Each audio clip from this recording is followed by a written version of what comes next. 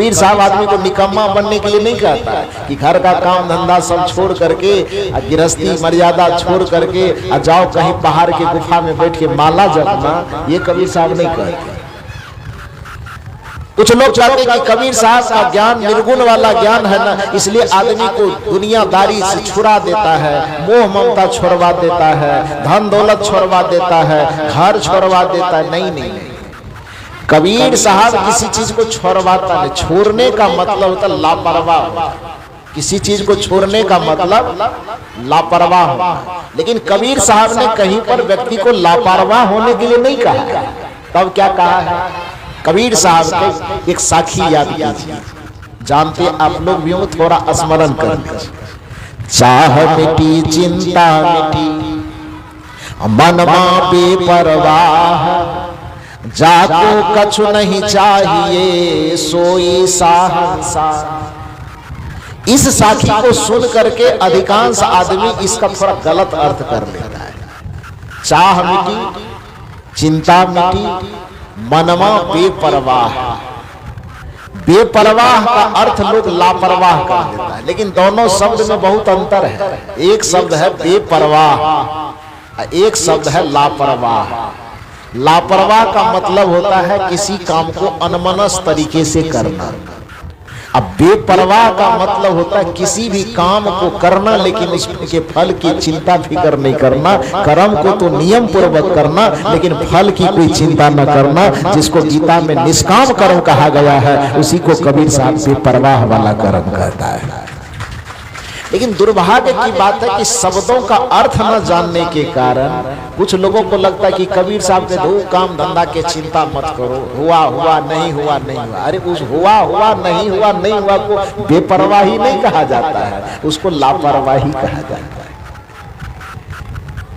अनमनस भाव से किसी काम को करना, रुचि दिल में न रख करके किसी काम को करना, थोड़ी देर करना, कुछ देर के बाद छोड़ देना, फिर पकड़ना, फिर छोड़ना, इस आलस्य पूर्ण कर्म को बेपरवाही नहीं कहा जाता है, उसको लापरवाही कहा जाता है। और कबीर साहब किसी भी व्यक्ति को लापरवाह होने की संज्ञा नहीं दिया, उसको ज्ञान नहीं दिया है, बल्कि कबीर साहब बेपरवाह होने की ज्ञान दिया। दोनों में फर्क है।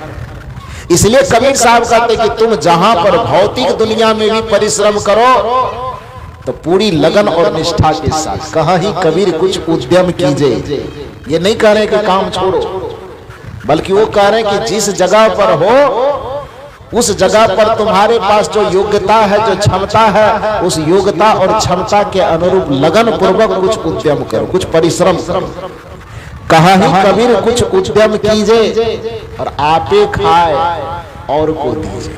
इतना कमा लीजिए, इतना कमा लीजिए कि खुद भी सफल होकर के सुख पूर्वक जीविए और दूसरों को भी सुख से जीने में कुछ मदद कर सकिए। इतना कमाई कीजिए, यह कबीर साहब कहते हैं। तो भौतिक क्षेत्र में भी आपको लाचारी वाला जिंदगी कबीर साहब जीने नहीं कहते, व्यवस्था वाला जिंदगी जीने के लिए नहीं कह रहे कि आप फटे पुराने कपड़े पहन करके जीविए। ये कबीर साहब संज्ञा में समझाते नहीं कि आप अभाव में जीवन जिए, रोग से तरफ रहिए लेकिन दवाई खरीदने का पैसा ना हो, ये कबीर साहब नहीं सिखा रहे हैं। वर्षा आवे तो छप्पर से पानी गिर रहा हो फिर भी आप लाचारी में कोई व्यवस्था न कर सके, ये कबीर साहब नहीं सिखा रहे हैं। ठंडी लग रही है फिर भी कंबल खरीदने का पैसा न हो, कबीर साहब वैसा जिंदगी जीने के लिए नहीं कह रहे। भूख से पेट तड़प रहा हो फिर भी खाने के लिए अन्न न हो, पैसा न हो, कबीर साहब ये शिक्षा नहीं दे रहे, बल्कि कबीर साहब ये शिक्षा दे रहे, कहे कबीर कुछ उद्यम कीजिए। तुम्हारे शरीर में ताकत है, तुम्हारे मस्तिष्क में योग्यता और क्षमता है, तो अपनी योग्यता और क्षमता के माध्यम से कुछ परिश्रम करो और उस परिश्रम से इतना उपार्जित करो कि खुद भी खा सको और दूसरे को भी खिला सको। लेकिन एक बात ध्यान रखना है, कि खाने और खिलाने में ही इतनी व्यवस्था करने में मत लग जाओ कि तुम्हारा आत्मा वाला काम छूट जाए। इसका भी ख्याल रखना पड़ेगा ना। उमड़ता पंछी उड़ता जाता, क्या प्राणी प्रभु नाम न गाता रे। कुछ लोगों ने कहा कि अभी नहीं तो बचपन में नहीं तो जवानी में कर लेंगे। कुछ लोगों ने कहा जवानी में क्या करेंगे, जवानी में काम धाम करेंगे, रुपया पैसा कमाएंगे, बुढ़ापा में करेंगे। तो विचारक समझाते हैं, किसे पता है कल क्या होगा, कल क्या होगा किसको पता है, किसे पता है कल क्या होगा, पता नहीं किस पल क्या होगा। क्योंकि इस दुनिया में हर चीज की गारंटी है, लेकिन आदमी के जीवन और उसके सांसों की कोई गारंटी नहीं है। इस साउंड बॉक्स वाले भैया मेरा जो माइक खरीदने गया होगा, ये माइक के साथ में पेपर दिया होगा, गारंटी पेपर और वारंटी पेपर दिया था कि नहीं। ये पंखा खरीदने जाएगा, इसका भी गारंटी वारंटी दोनों पेपर मिलेगा। कपड़ा खरीदता इसके भी 6 महीना साल भर इसका भी गारंटी देता है। आदमी इस संसार में लोहा लक्कड़ छोटा से लेके बड़ा तक कोई भी सामान खरीदे तो आजकल उसका पेपर गारंटी और वारंटी दोनों मिलता है। लेकिन पूरे संसार में हर चीज की गारंटी वारंटी तो दी जाती है, लेकिन पूरे संसार में आज तक इस सांसों की गारंटी और वारंटी देने वाला कोई पैदा नहीं हुआ, किसी को पता नहीं। तो इसलिए कोई यह अभिमान करे कि बचपन तो खेलने कूदने का समय है, जवानी तो काम धाम करने का समय, दुनिया जोड़ने का समय है, इसलिए बुढ़ापा आएगा तब भक्ति करेंगे। तो विचारक समझाते हैं, उम्र का पंछी उड़ता जाता, क्यों पानी प्रभु नाम न गाता रे, किसे पता है कल क्या होगा, पता नहीं किस पल क्या होगा। उम्र का पंछी उड़ता जाता, क्यों पानी प्रभु नाम न गाता रे। और इतना समझाने के बावजूद भी किसी को यदि ये गुमान हो कि अरे हम तो अभी थोड़े मरेंगे, हम तो अभी 60, 70, 80 साल जिएंगे, बहुत उम्र है मेरे पास। इस संदर्भ में सदगुरु आचार्य श्री धर्म स्वरूप साहब जी ने एक उदाहरण देके समझाया।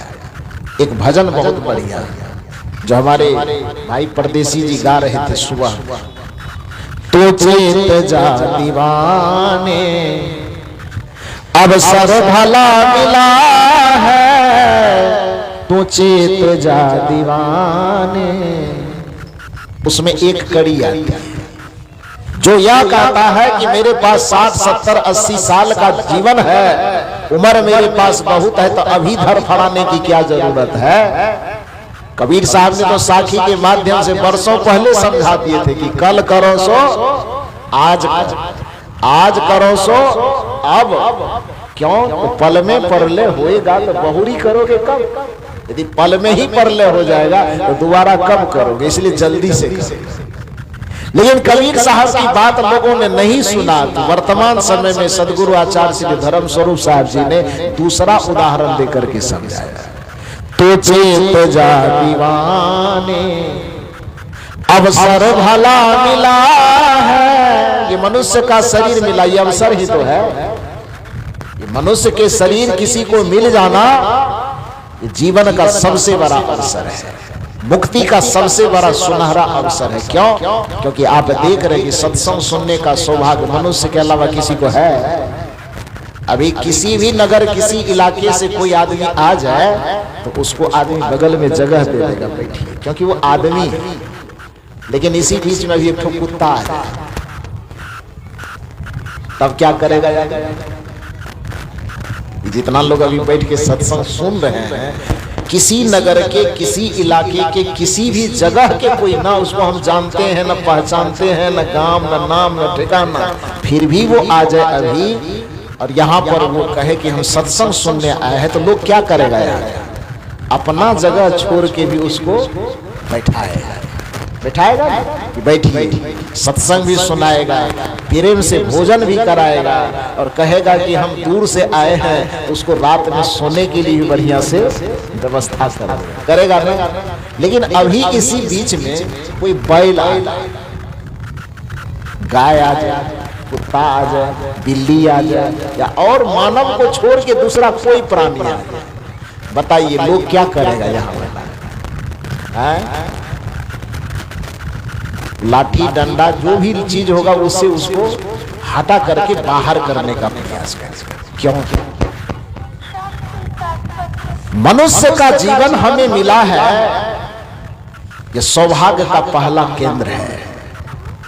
उस मनुष्य जीवन में हमें स्वस्थ शरीर मिला है, स्वस्थ बुद्धि मिली है, विवेक मिला है, विचार मिला है, ये दूसरा सौभाग्य है। और मनुष्य के जीवन पाकर के हमें सत्संग मिला है, ये हमारा तीसरा सौभाग्य है। और मनुष्य के जीवन पाकर के हमें संत और सद्गुरु का सानिध्य मिला है, ये हमारा सबसे बड़ा सौभाग्य है। और हमारे जीवन के उद्धार का मार्ग यहीं से खुलता है। तो चेत जा दीवाने, अवसर भला मिला है, सत्संग में मन लगा ले, इसमें तेरा भला है। तू चेत जा दीवाने, चेत जाओ, समझ जाओ, क्योंकि चूक हो रही है। एक के हिसाब बन रहा है, बाकी दूसरा छूट रहा है, परीक्षा में फेल कर जाएगा। तो संत सावधान करते हैं। उसमें जिस व्यक्ति को अपने उम्र का गुमान होता है कि हमारे पास तो बहुत लंबा उम्र है, तो संत ने उसको समझाया। देखिए कितना सुंदर उदाहरण देकर, अंजुलि के नीर जैसी घटती उम्र है तेरी, ये उदाहरण। अंजुलि माने क्या होता है? जिसको आम लोग बोलचाल में हम लोग चुल्लू कहते हैं, चुल्लू कहते हैं ना इसको, तो इसको संस्कृत में अंजुलि बोला जाता है। समझ गए? जिसको हम लोग आम बोलचाल में चुल्लू कहते हैं, उसी को संस्कृत में क्या बोला जाता है? अंजुलि। नीर का मतलब पानी। अंजुलि के नीर जैसी घटती उम्र है तेरी। जैसे कोई व्यक्ति इस चुल्लू में पानी भर ले, आंख बंद कर ले और गुमान करे कि अरे चुल्लू में तो पानी है, ये है, प्यास लगेगी तो पी लेंगे। गुमान करे कि हमारे पास तो पानी है, पानी की चिंता करने की क्या जरूरत है। लेकिन वो आंख बंद करके 10 घंटा तक बैठा रहे। 10 घंटा तो बहुत ज्यादा हो गया, 10 मिनट के बाद ही आंख खोले तो उसको पानी भरा हुआ मिलेगा कि नहीं मिलेगा? हाँ? पानी भरा मिलेगा, तब क्या मिलेगा? तो धीरे धीरे एक एक बूंद करके क्या होगा, सब पानी खत्म। देखिए संत लोग उदाहरण कहां कहां से चुन करके लाते हैं कि ताकि आदमी समझ जाए कि कहना क्या चाहते। अंजुलि के नीर जैसी, जैसे अंजुलि में भरा हुआ नीर धीरे धीरे एक एक बूंद करके चू जाता है और हाथ खाली का खाली रह जाता, कुछ नहीं बचता है। अंजुलि के नीर जैसी घटती उम्र है तेरी। ठीक उसी प्रकार से तुम भी अपने आप को समझो कि तुम काल के चुल्लू का पानी हो।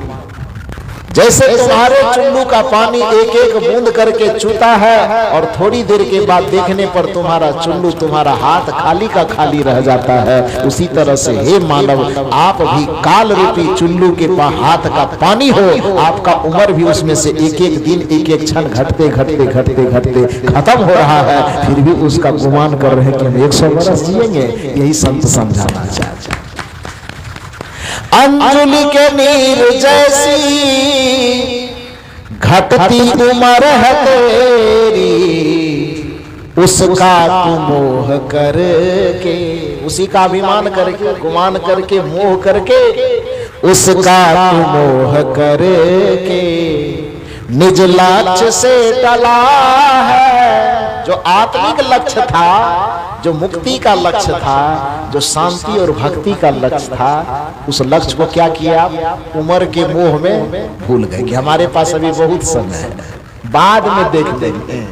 और जो जीवन का मूल लक्ष्य था, उस लक्ष्य को भूल गए। अंजुलि के नीर जैसी घटती उम्र है तेरी, उसका तू मोह करके निज लक्ष्य से टला है। तू चेत जा दीवाने, अवसर भला मिला है, सत्संग में मन लगा ले, सत्संग में मन लगा ले, इसमें तेरा भला है, तू चेत जा दीवाने, अवसर भला मिला है, तू चेत जा दीवाने। संत समझाते हैं विषय के मुंह में सोने वाले दीवानों, चेत जाओ, संभलो अभी, क्योंकि नहीं संभलोगे तो क्या होगा तुम्हें पता नहीं है। कबीर साहब कहते जो चेत जाएगा उसका जीवन संवर जाएगा, और जो नहीं चेतेगा तो उसका क्या होगा। कबीर साहब ने एक साखी में कहा है बीजक के अंतर्गत कि जात समन को देखिया, कही कबीर पुकार, चेतवा हो तो चेत ले, न तो दिवस परत है धार। साहब कहते हैं कि यदि समय रहते चेत गया तब तो जीवन का बेड़ा पार है, तब तो जीवन पाने का तुम्हारा उद्देश्य पूरा हो जाएगा। समय रहते यदि संभल गया तो, यदि समय रहते नहीं चेते तब क्या हुआ, तो फिर तो ये काल रूपी डकैत दिन दहाड़े लूटता है। दुनियादारी का डकैत तो थोड़ा सा अंधेरा का, थोड़ा सा सुनसान का भी फायदा उठाता है, लेकिन काल रूपी डकैत के साथ डकैत है जिसको आप हजारों लोगों के बीच में खड़ा रहिए, उसको डकैती करने में देर लगेगा। कबीर साहब ने कहा था कहां कहां कर सकता है वो काल, तुम्हारे ऊपर डाका कहां कहां डाल सकता है। तो सुमिरन कर ले राम का, काल गहे कर केस। डकैती कहां करेगा कोई गारंटी नहीं। क्या जाने कित मारी हो, क्या घर क्या परदेश। परदेश में डाका लगेगा, खाना खाते खाते काल का डाका पड़ेगा। कि मुंह में अनाज लेके चबा रहे हो तो चबाया हुआ अनाज कंठ से उतर के पेट तक पहुंचेगा कि नहीं पहुंचेगा, इसकी भी गारंटी है। रास्ते में चल रहे हो, पैर पीछे वाला उठ के आगे पहुंचेगा कि नहीं पहुंचेगा, इसकी भी कोई गारंटी है। सांस ले रहे हो तो ऊपर वाले सांस जो खींचे हो दोबारा उसको बाहर फेंक पाओगे कि नहीं पाओगे, इसकी भी कोई गारंटी है। आंख का पलक झपक रहे हो, ऊपर का उठा हुआ पलक नीचे गिर पाएगा कि नहीं गिर पाएगा, इसकी भी कोई गारंटी है। तो दुनिया का जो डकैत होता है, जो आपकी बाहरी संपत्ति लूटता है, उसका भी कुछ कंडीशन होता है। भीड़ में डकैती नहीं करेगा, सूरज के उजाले में डकैती शायद न करे, थोड़ा सा शाम का इंतजार करे, थोड़ा सुनसान का इंतजार करे, लोग न रहे उस मौका की तलाश करे। लेकिन काल रूपी डकैत एक ऐसा डकैत है जो आप हजारों के बीच में है, कि बाजार में है, कि पलंग पे है, कि खाना खा रहे हैं, कि नहा रहे हैं, कि कहीं रास्ता में जा रहे हैं, कि सोए हैं, कि जगे हैं, इससे कुछ भी लेना देना काल को नहीं है।